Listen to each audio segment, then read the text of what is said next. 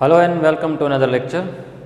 हमारा जो last lecture था उसमें आप जानते हैं कि हमने फर्स्ट ईयर केमिस्ट्री पढ़ रहे थे। तो आज का जो लेक्चर है ये फर्स्ट लेक्चर है regarding to the inter chemistry. तो इंटर केमिस्ट्री का जो पहला लेक्चर है वो है चैप्टर नंबर 1 और आप देख सकते हैं कि चैप्टर नंबर 1 जो है this is all about periodic classification of elements. Periodic classification of elements. तो एलिमेंट्स जो हैं उनकी पीरियोडिक क्लासिफिकेशन पढ़ने से पहले हम ये डिस्कस कर लेते हैं कि what I mean by the word classification. Element की क्लासिफिकेशन की जब बात आती है तो हम क्लासिफिकेशन का मतलब क्या लेते हैं याद रखें।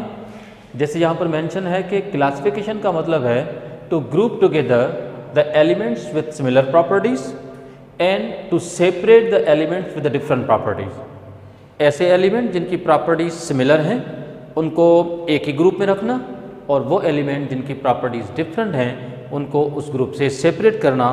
तो this technique of arranging the element on the basis of properties, this technique is called classification. ठीक है, तो केमिस्ट्री की लैंग्वेज में क्लासिफिकेशन का मतलब ही यही रहेगा कि सिमिलर प्रॉपर्टीज वाले एलिमेंट को ग्रुप में रखना, एक ही कैटेगरी में रखना। तो चलते हैं एक और पॉइंट की तरफ जो बहुत इंपॉर्टेंट पॉइंट है जिसको लेकर हम इस चैप्टर की बिगिनिंग करेंगे। और इस चैप्टर की जो बिगिनिंग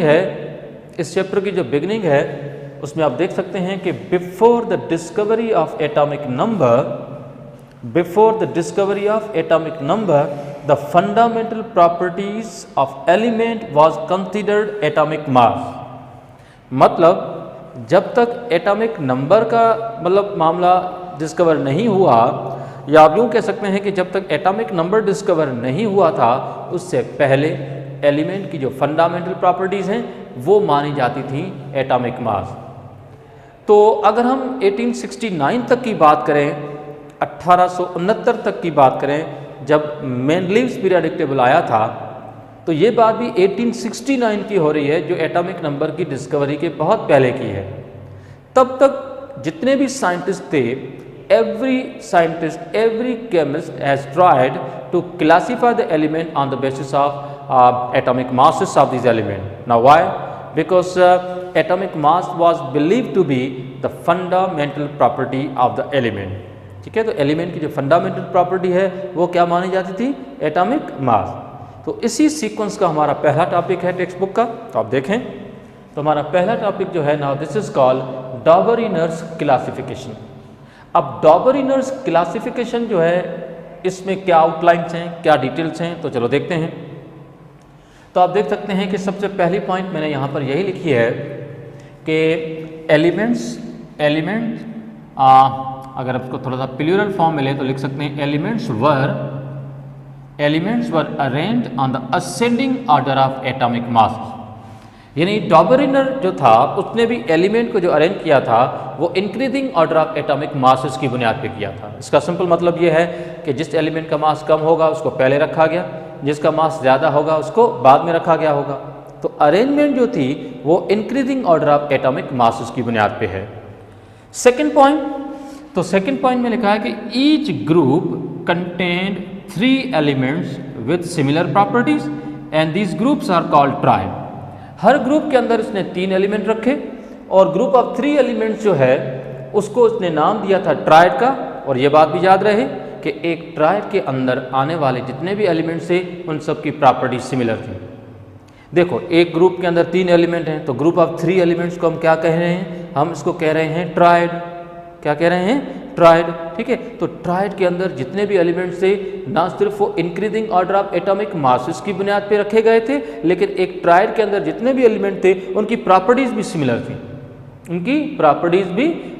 थी। तो इसी पॉइंट को मैंने आगे लिखा। देखें आगे इसने एक चीज़ ऑब्जर्व की कि average of atomic masses of first and the last element of triad was approximately equal to the atomic mass of the middle element.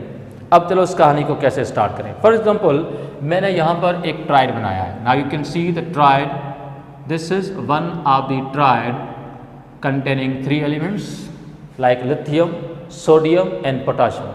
तो आप कह सकते हैं कि मैंने इन 3 एलिमेंट्स को इसी ऑर्डर में क्यों लिखा है? क्योंकि इन एलिमेंट के मासेस आप देख सकते हैं इंक्रीज हो रहे हैं 7, 23 एंड 39। अब आप पूछ सकते हैं कि भाई इन 3 एलिमेंट्स को increasing order of atomic masses की बुनियाद पर रखा है, पर इस पर्टिकुलर ट्रायड में यही 3 एलिमेंट क्यों? So there are so many similarities among these 3 element. तो ये ना सिर्फ ये element increasing order of atomic masses की बुनियाद पर रखे गए हैं एक ट्रायड के अंदर, बल्कि इन तीनों एलिमेंट्स की जो प्रॉपर्टीज़ हैं वो भी सिमिलर हैं, वो भी आइडेंटिकल हैं। जैसे आप जानते हैं कि तीनों के तीनों एलिमेंट्स मेटल्स हैं, तीनों के तीनों एलिमेंट्स अल्कली मेटल्स हैं, तीनों के तीनों एलिमेंट्स जो हैं ये सॉफ्टवेयर एलिमेंट हैं, तीनों के तीनों एलिमेंट्स जो हैं ये एक इलेक्ट्रॉन लूज करते हैं, तीनों के तीनों एलिमेंट जो हैं ये ऑक्सीजन के साथ रिएक्ट करके बेसिक ऑक्साइड्स बनाते हैं। तो there are so many properties in common among these 3 element. तो ये एक ट्रायड था, increasing order of atomic masses पे अरेंज किया। तो डाबरिनर ने क्या कहा? डाबरिनर ने कहा कि जब हम एलिमेंट को increasing order of atomic masses की बुनियाद पे अरेंज करेंगे तो फिर उस ट्रायड के अंदर जो first and the last element जो है उनके एटॉमिक मासेस का जब हम एवरेज फाइंड करेंगे तो उसका जो एवरेज होगा, now that came out to be the approximate equal to the mass of the middle element. अब आप देख सकते हैं कि सोडियम का मास 23 है, ये 23 आ रहा है, इन दोनों का एवरेज जो है।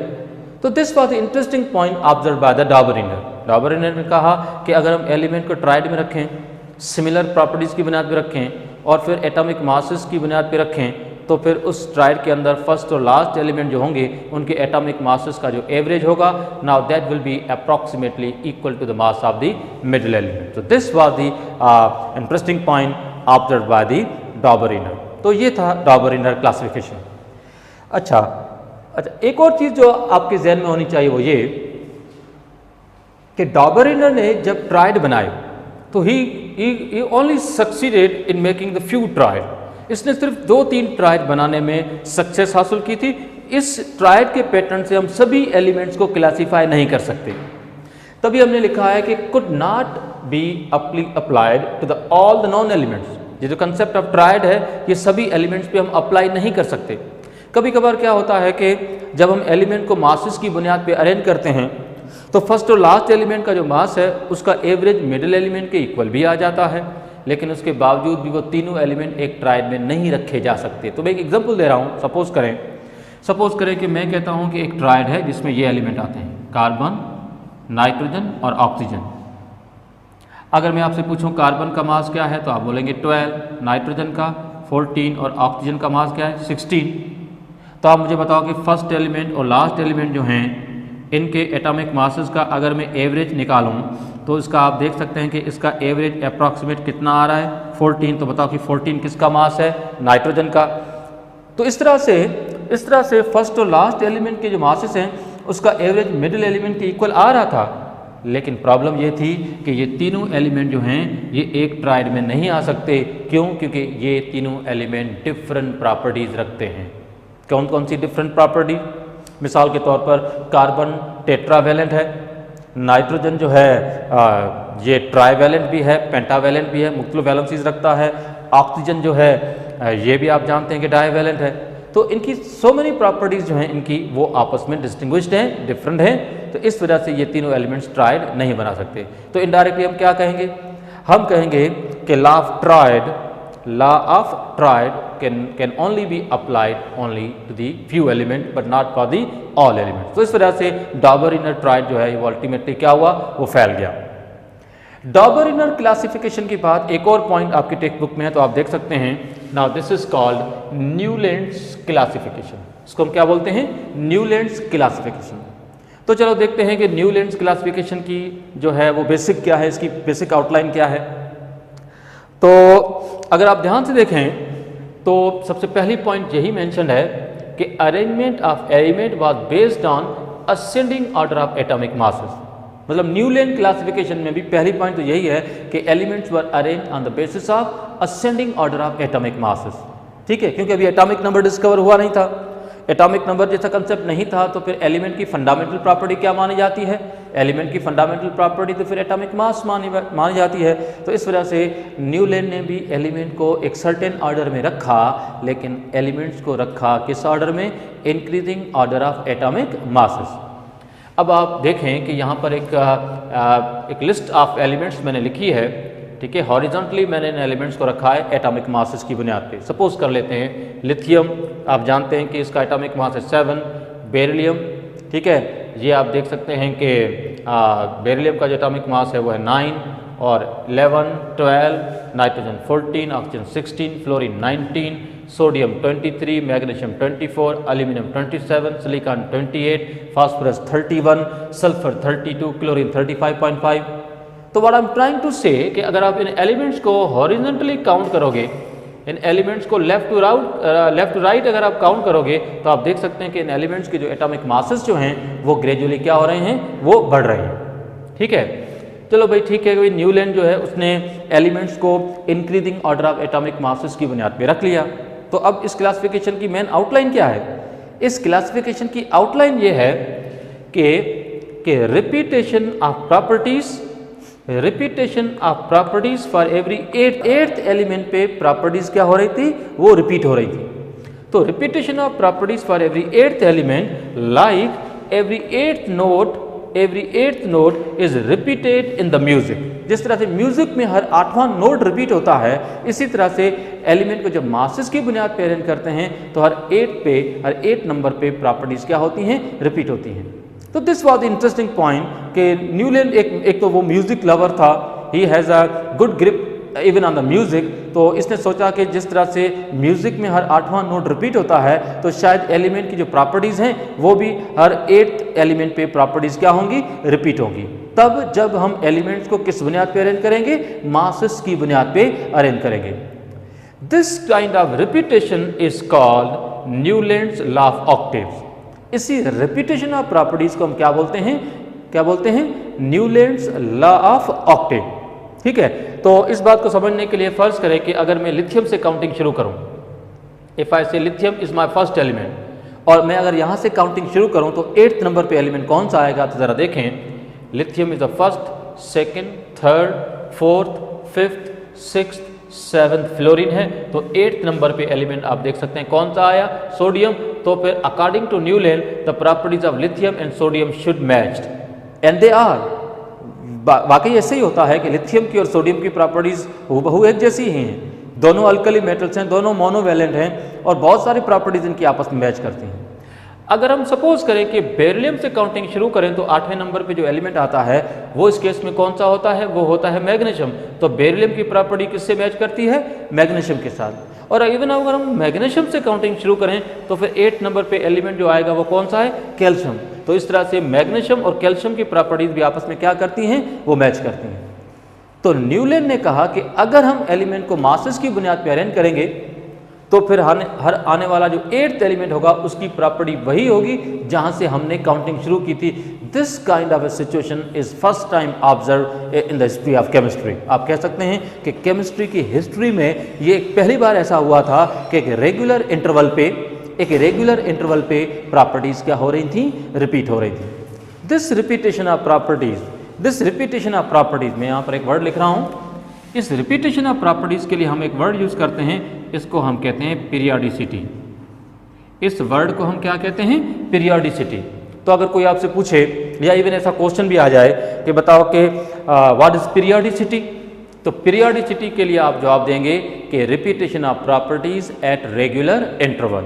Repetition of properties at regular interval, now this is called periodicity. So who discovered the periodicity, Newland. Periodicity किसने डिस्कवर की, न्यूलैंड ने डिस्कवर की। तो होपफुली आप ये बात समझ गए होंगे, ठीक है। अब आते हैं कि न्यूलैंड का जो कंसेप्ट था एक बहुत ही इंटरेस्टिंग कंसेप्ट था, जिसमें हमें पता था कि हर 8वें एलिमेंट की प्रॉपर्टीज रिपीट होनी है, ठीक है। लेकिन फिर भी इस पर्टिकुलर कंसेप्ट में फ्लॉज हैं, कुछ गलतियां हैं, कुछ एरर हैं, कुछ इनकम्पिटेंस है। इनकम्पिटेंस का मतलब ये है कि ये पीरियोडिक टेबल कंप्लीट नहीं है। उसकी कुछ रीजंस क्या हैं, तो चलो देखते हैं। तो उसमें एक डिफेक्ट तो ये आ रहा था, न्यूलैंड्स जो था उसकी अगर हम क्लासिफिकेशन की बात करें तो उसमें एक डिफेक्ट तो ये आ रहा था कि it was valid up to the calcium. Newlands classification सिर्फ और सिर्फ कहाँ तक वैलिड थी, कैल्शियम तक वैलिड थी, और कैल्शियम से आगे ये वैलिड नहीं थी। एक तो ये बेसिक प्रॉब्लम थी इस पीरियोडिक टेबल में, ठीक है। अब आप पूछेंगे कैसे। मिसाल के तौर पर आप देख सकते हैं लिथियम से लेकर मैंने एलिमेंट जो रखे हैं वो मैंने रखे हैं up to the calcium. Calcium के बाद जो नेक्स्ट एलिमेंट, अगर हम उस वक्त की बात करें जो नॉन एलिमेंट थे, कैल्शियम के बाद जो नेक्स्ट एलिमेंट आ रहा था that was chromium. What was that element? Chromium. तो बोरॉन और एल्यूमिनियम तो प्रॉपर्टीज वाइज काफी कदर आपस में मैच करते हैं, लेकिन एल्यूमिनियम की प्रॉपर्टी फिर क्रोमियम के साथ कतई मैच नहीं करती। एल्यूमिनियम जो है वो कलरलेस कंपाउंड बनाता है, लेकिन क्रोमियम के कंपाउंड कलर्ड होते हैं। क्रोमियम के कंपाउंड और खुद क्रोमियम जो है ये मैग्नेटिक नेचर रखता है। एल्यूमिनियम और एल्यूमिनियम के कंपाउंड यूजुअली जो है वो क्या हैं, वो डायमैग्नेटिक होते हैं, वो मैग्नेटिक फील्ड में अट्रैक्ट नहीं होते। तो there are so many differences between the aluminium and chromium. तो इस वजह से क्रोमियम तो रख सकते थे, लेकिन रिपीटेशन ऑफ प्रॉपर्टी का प्रॉब्लम था। तो इस वजह से हमने कहा कि न्यूलैंड्स लॉ ऑफ ऑक्टेव में अगर अप्लीकेबल है, अगर ये लॉ या इसकी जो वैलिडिटी है वो सिर्फ और सिर्फ कहाँ तक है? कैल्शियम तक है। एक और प्रॉब्लम थी, एक प्रॉब्लम ये थी कि इसमें नोबल गैसेस इंक्लूडेड नहीं है। अगर आप ध्यान से देखें, आप देखेंगे फ्लोरीन और क्लोरीन ये तो रखे हैं। फ्लोरीन के आगे अगर हम जाएं तो आप जानते हैं कि फ्लोरीन के आगे मॉडर्न पीरियोडिक टेबल में जो एलिमेंट है वो है नियॉन। क्लोरीन के आगे एक एलिमेंट है, नाउ दैट इज आर्गन। तो नोबल गैसेस जहां पर इंक्लूडेड नहीं थी। अगर फर्ज करो कि वो नोबल गैस को रखता तो बताओ कि for every 8th element property repeat होती या फिर every 9th element? For every 9th element. तो this was the defect in the Newlands classification and that's it for this particular topic. और हमारा जो नेक्स्ट पॉइंट होगा उसमें हम अभी डिस्कस करने जा रहे हैं लोथरमेयर क्लासिफिकेशन और साथ साथ में हम डिस्कस करेंगे Mendeleev's periodic law. So that's it for now.